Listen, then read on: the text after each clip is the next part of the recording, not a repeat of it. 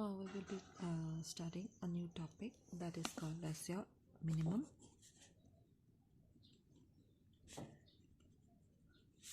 spanning tree. All right. So before we go through this topic, let's first recap what the topic called as a tree. All right. So we know that an undirected connected graph T. So an undirected connected, we know what is a connected graph, right? Connected graph tree, T is called a tree if there are no cycles in it.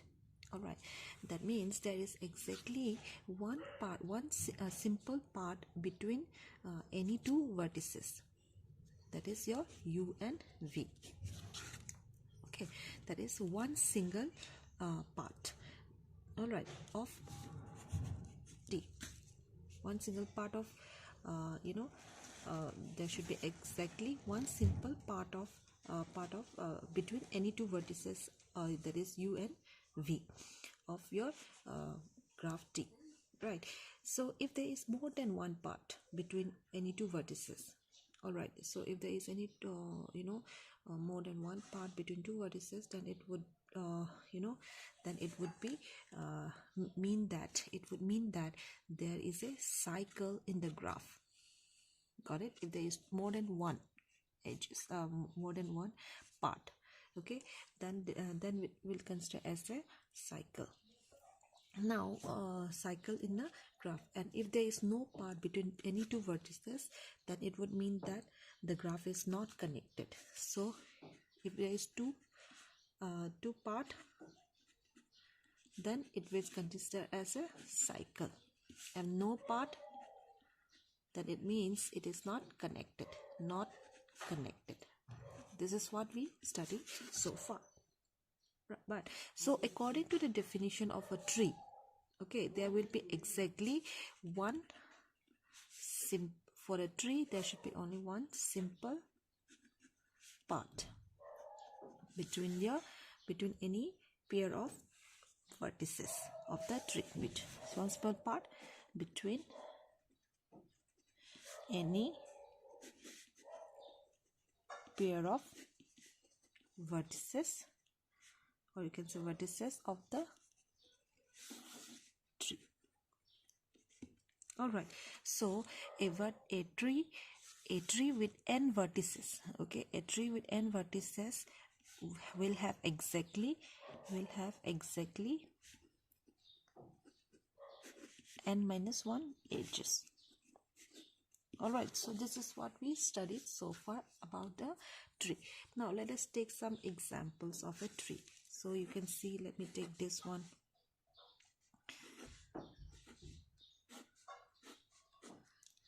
All right, I'll take this.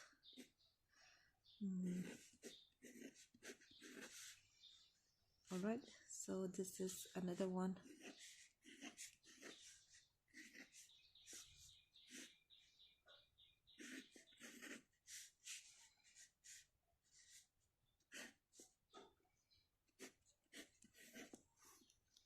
All right, so this is an example of a. So let me take one more. Now you see, these are the examples of a tree. Now let us take some example which is not a tree. This is an example of examples of trees. Now not example this one, not these are some of the graphs which are not tree. Let's see. But these are some of the graphs which is going to be represented as your tree. Now for this, let me take this. Now you can see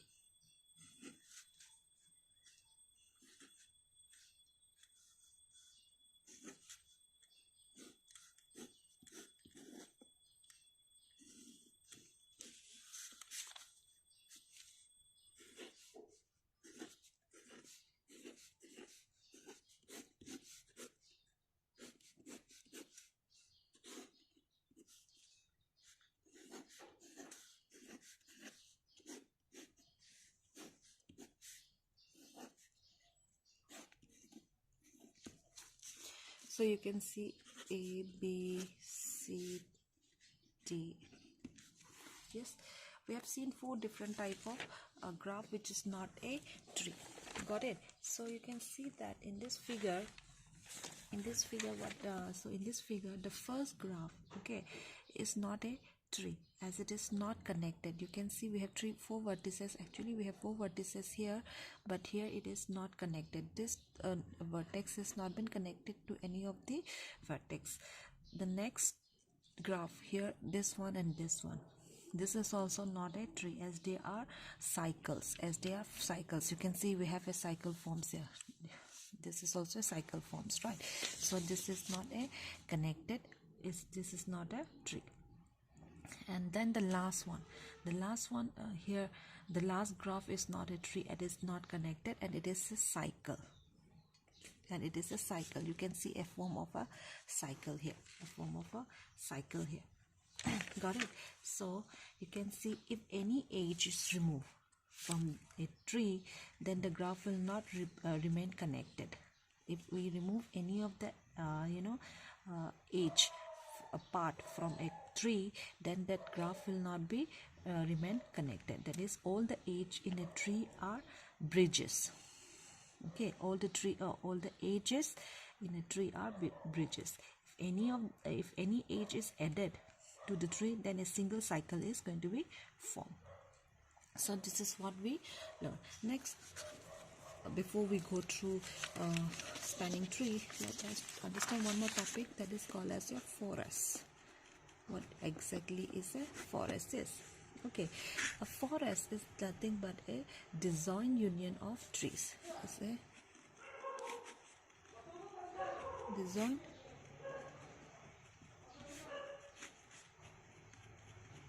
union of a tree. So in a forest there is at most one part. Okay, so there is at most one part between any two vertices. This means, what does it mean? That there is either no part or a single part between any two vertices. That means either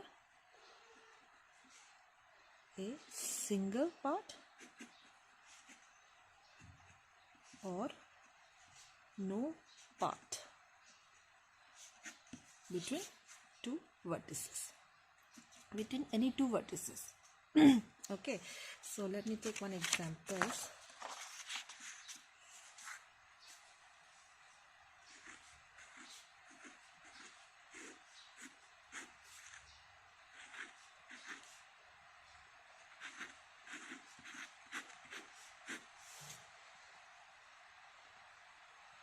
Alright, let me take one more. So this is one.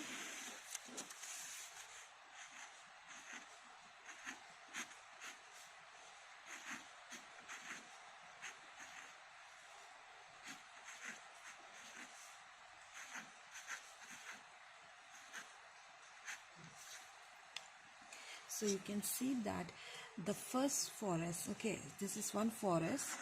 This consists of 2 graphs, and this is one. So the first forest here consists of 3 trees, 1, 2, and 3. All right, consists of 1 tree, and the second one consists of 3 or 5 trees. Okay, it consists of 5 trees here. Got it? It consists of 5 trees. 1, 2, 3, 4, and 5. Got it? Don't get confused. This is 1 tree, this is 2nd tree, this is 3rd tree, this is 4th and 5th. Alright, so this is one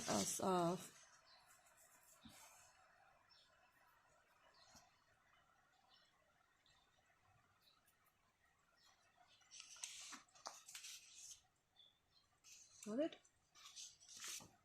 So these are called as your forest. Now coming back to the topic, that is your spanning tree. So what exactly is a spanning tree is?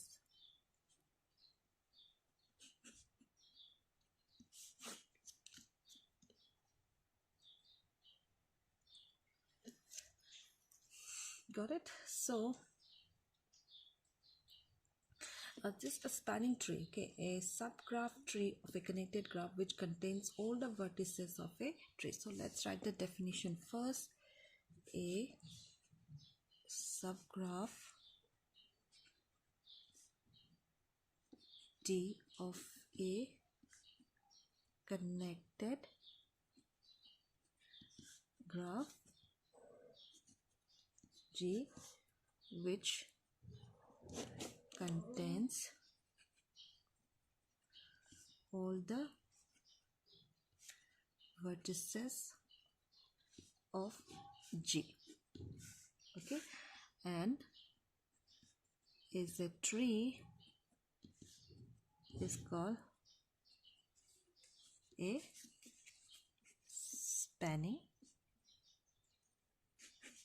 tree of G.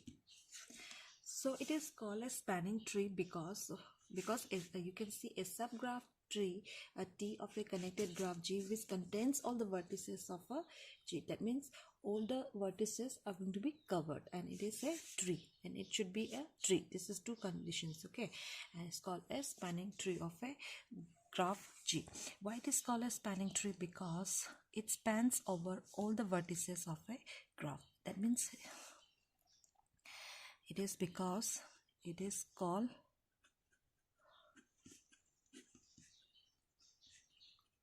spanning tree because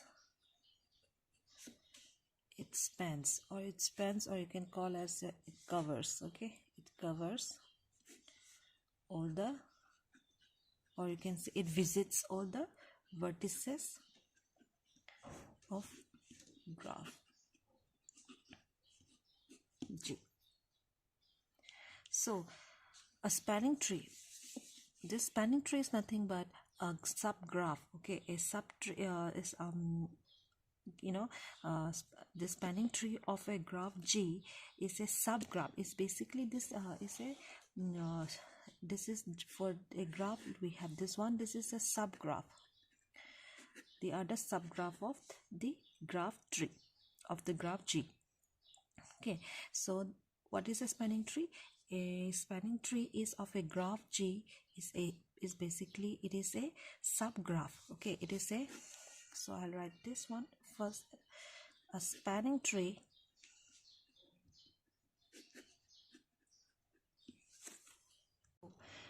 a spanning tree, okay, of a graph G is basically a subgraph. It's a subgraph that includes all the vertices of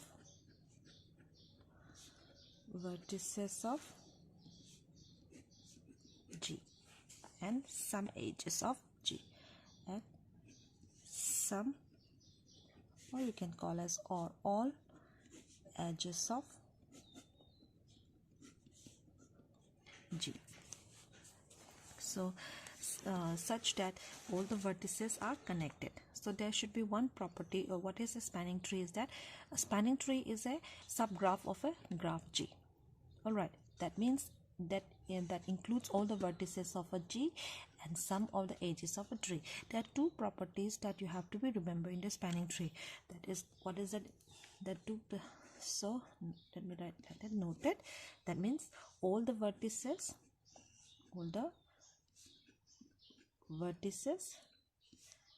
are connected.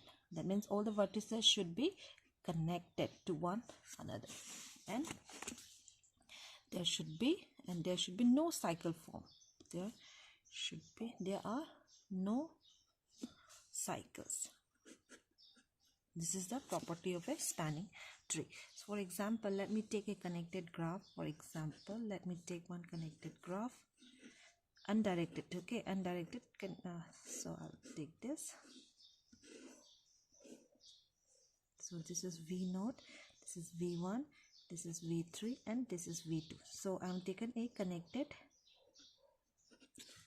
this is one connected graph example, right? Now, so this is a one graph. Now what are the subset? Okay, what are the subset? So when we draw the subset, or you can call as a subgraph. Okay, subgraph of a tree of G. So let's find a subgraph of GR, or you can call it different spanning tree. Okay, different spanning tree of the graph will be like this. So first let me draw the vertices first. All right, so what are the first, let us draw. Here you can see that the property says that all the vertices are going to be connected. So let's connect the vertices first. So this is connected, this is connected, and this is also connected. This is one spanning tree. Here you can see all the vertices are connected.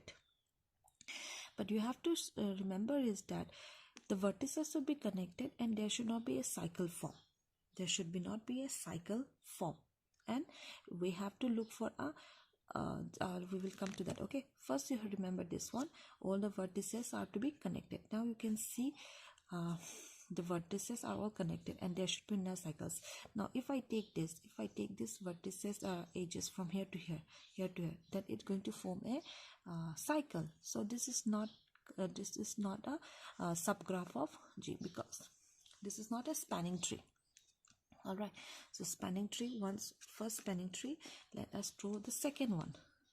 Okay, so let us take one more. So first one, then from here let us take the second spanning tree. So let me write the let me draw the vertices first.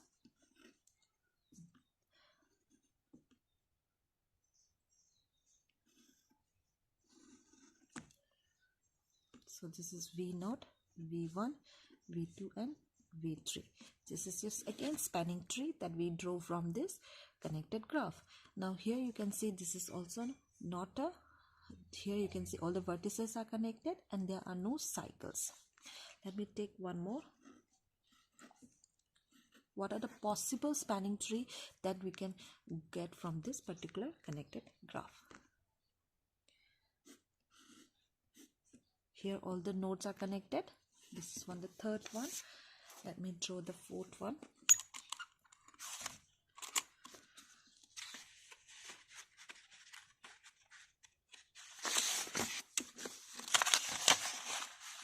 So according to this graph, let us draw one more spanning tree. So let me draw the vertices first and that puts the edges. Now this is another one. So let me take the fifth one.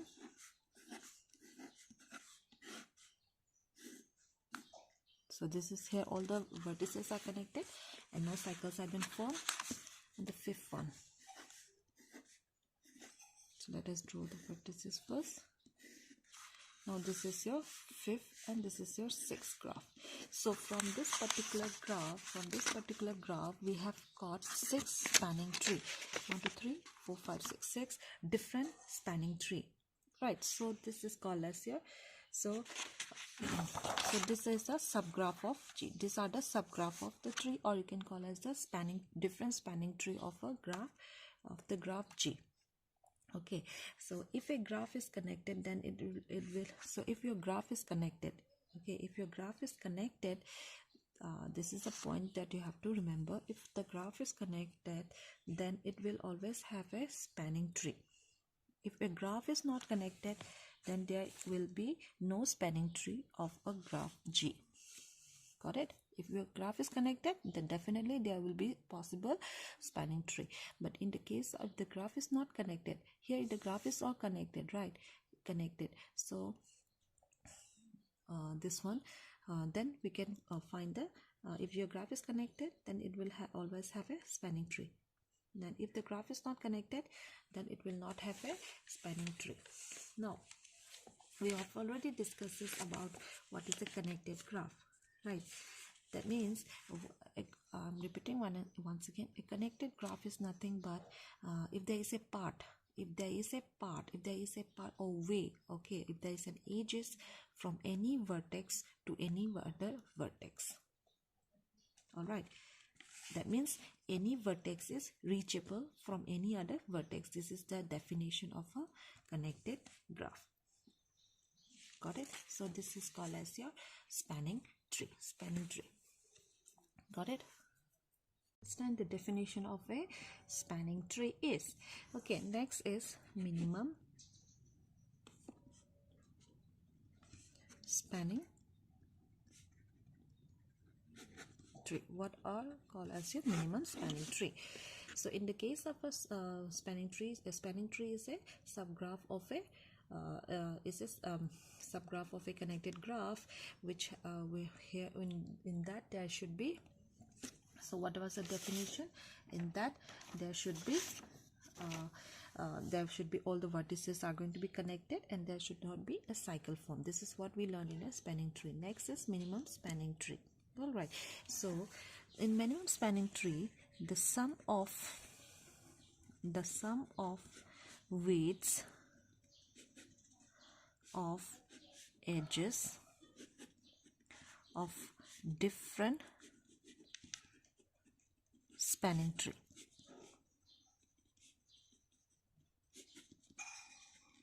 So here you can see that. Here, let me take these examples. Here you can see that in this particular graph we have drawn different spanning tree. Here what is going to do in the minimum spanning tree, each edges is going to assign some weights. Okay, each edges is going to assign some weights, and we have to find the so suppose this is 1, 2, 3, 4 and 5. So when we draw the edges here, so when we draw the spanning tree, for this particular edge is 1, for this one is 2, and this is particular as 5. So the sum of the weights of all the edges. All right, so you can see what is the weight of this one.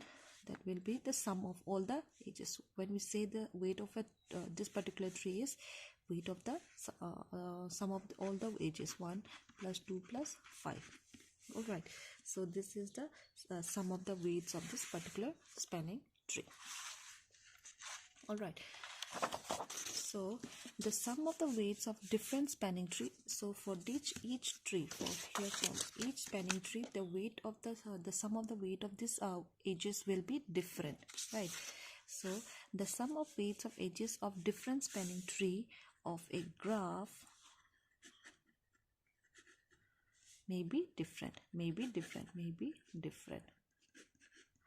Obviously, for this particular, what I'm saying here is, for this particular spanning tree, the weight is exactly 8, right? For this particular 8, this is 2, this is 4, this is 3. So what is the weight of this particular spanning tree? 2 plus 3 plus 4. What is that?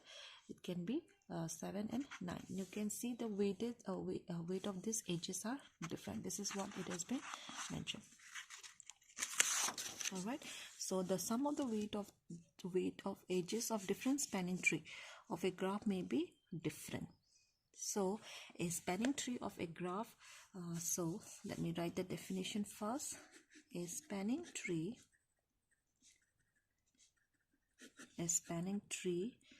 of graph G whose sum of weights is minimum. Weight is minimum amongst all spanning trees of G is called the minimum spanning tree. So of G. Got it? So let me take one examples here.